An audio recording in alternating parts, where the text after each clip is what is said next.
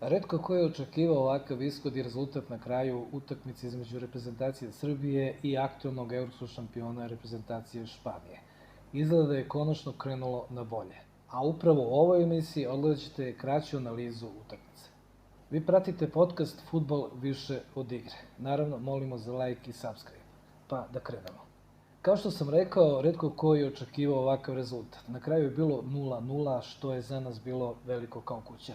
U svakom slučaju, svi bi mi sigurno potpisali da nam je neko ponudio takav rezultat. A evo i malo statistike, čisto za one koji to prate i vole. Što se tiče posjeda lopte, Srbija 32%, Španija 68%. Znamo ko je majstor u posjedu lopte. Što se tiče šuteva na gol, 9 šuteva naša reprezentacija, 22 šuta Španija. Što se tiče kornera, 2 kornera za našu reprezentaciju i 9 kornera za Špance. Što se tiče preciznih pasova ili tačnih pasova, 77% je imala reprezentacija Srbije, a 91% su imali Španci. Što se tiče kompletnih pasova, 186 smo imali mi, a 574 su imali Španci. Što se tiče ukupno celokupnih pasova, 243 smo imali mi, a 629 Španci. Ofsajdi, 2 smo imali mi, 0 ofsajda su imali oni. Odbrane, 5 odbrana smo imali mi, a 1 samo Španci. Što se tiče žutih kartona, ovo je jedan podatak za verovali ili ne, u svakom slučaju 3 samo naši, a 6 Španci. Što se tiče šuta u okvir gola, 1 šut smo imali mi, a 5 su imali Španci. I što se tiče šuteva van okvira gola, 6 smo imali mi, a 13 su imali Španci. Postavka igre. Mi smo igrali u kombinaciji 3-4-2-1. I to u ovakvom sastavu. Rajković je bio na golu, ispred njega su bili Raković, Milenković i Pavlović, ispred njih Ilić i Lukić, sa strane Nedeljković i Vrmančević, malo ispred Samardžić i Živković i kao špic Jović. Rakovića je zamenio u 46. minutu Jan Carlos Simić, koji je stvarno odigrao fantastičnu svoju minutažu. Samardžić je zamenio Marko Grujić u 74. minutu, takođe u istom minutu i Jović je zamenio Petar Ratkov. Kristijan Belić je zamenio u 62. minutu Živkovića i Stefan Mitrović je u 85. minutu zamenio Ilića. A sada ćemo pretučati i o samoj igri. Što se tiče same igre, moramo reći ovako. Odlična postavka igre. Takođe, brzo se igralo za razliku od ranije. Spadamo među najviše timove na svetu, a Španci među najniže i to smo koristili, naravno, u našu korist. Konačno su se vraćali naši napadači na svoju polovinu i pomagali odbrani. Nisu imali respekta prema prvaku Evrope, što se dalo videti itekako i jako smo ponosni na to. Rajković briljirao. Zaista smo dobili reprezentativnog golmana i nadamo se da će još dugo godina čuvati mrežu naše reprezentacije. Živković je pokazao kako ume da asistira na jedan način onih pravih desetki. Znate o čemu pričam.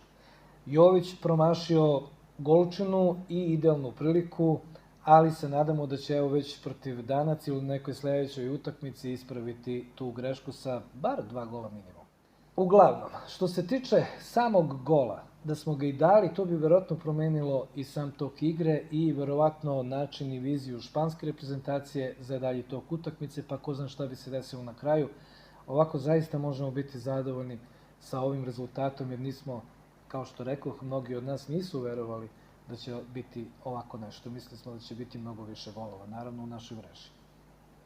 Što se tiče gola, samog gola na utakmici, gol je visio u vazduhu od samog početka, to ste sami mogli da primetite, pogotovo kod Španaca, koji su stalno pleli mrežu ispred Rajkovićeva gola, ispred naša 16-terica, vukli sa strane, a kad smo već rekli da vuku sa strane, znate sami da Španci igraju dosta široko, oni su na mikromilimetar od auta, su njihovi bekovi krila, tako da smo mi i neverovatno igrali odlično u defanzivi i parirali smo upravo na njihovu tu prepoznatljivu igru. A samo da podsjetim da se radi o odličnoj i verovatno najuigranijoj ekipi na svetu. Pixi je konačno pronašao svoju formulu i što se tiče same naše reprezentacije, izgleda da je postavio sve kako treba, kao što smo rekli na početku i same ove analize. Pixi je odradio sve što je moglo i njegov stručni štab i on zaista dobio najveće ocene za ovu utakmicu, što se da primetiti i od stranih medija. A što se tiče Vlahovića, Sergeja i Mitrovića, ako se oni vrate, sigurno neće biti ista igra, jer je njihov stil i pristup potpuno drugačiji od onog što smo videli sa ovom sada reprezentacijom.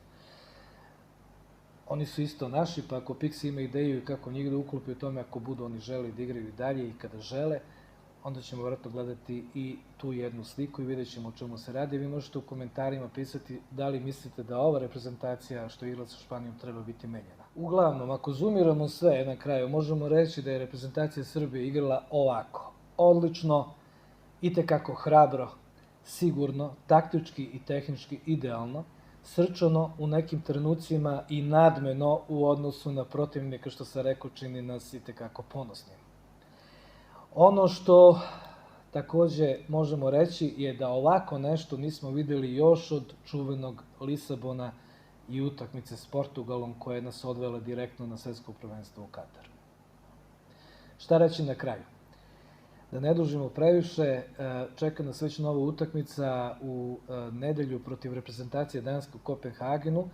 Vidjet ćemo kako će tu biti, a šire to je šira priča o ovoj utakmici i u stvari u ovom dvomeču biće verovatno snimana i onda ćemo i duže pričati o tome i duže analizirati sve ove utakmice i svu statistiku i sve što može da se kaže o samoj utakmici. Za kraj moram da kažem i da priznam, to ste sami videli, iako su mnogi misli da neće biti publike ili da će biti nekog bojkota na stadionu ili da će biti jako malo navijača, zaista svaka čast i sve pohvale publici koja je bila na Marakani na utakmici protiv Španije. Tako se bodri reprezentacija Srbije, tako se bodri svoj grb, svoja himna i ono što je najbitnije, tako se bodre oni momci za koje vidimo da su ostavili srce na terenu. Videli smo jako inteligentnu i jako srčanu ekipu Srbije, što nam daje volje i nade za bolje sutra, što se tiče bar našeg fudbala. Hvala vam najlepše, gledali ste kraću analizu utakmice Srbija-Španija, ovo je podcast Fudbal više od igre. Šta reći, nadamo se novoj lepoj utakmici protiv Danske, a vama želimo da uživate u fudbalu i u našoj reprezentaciji. Hvala vam najlepše.